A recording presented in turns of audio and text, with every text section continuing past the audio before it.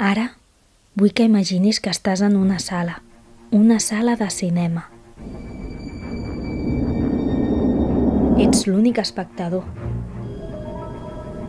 És un d'aquells enormes cinemes antics. La sala està completament a les fosques i només pots veure una cosa: la pantalla blanca.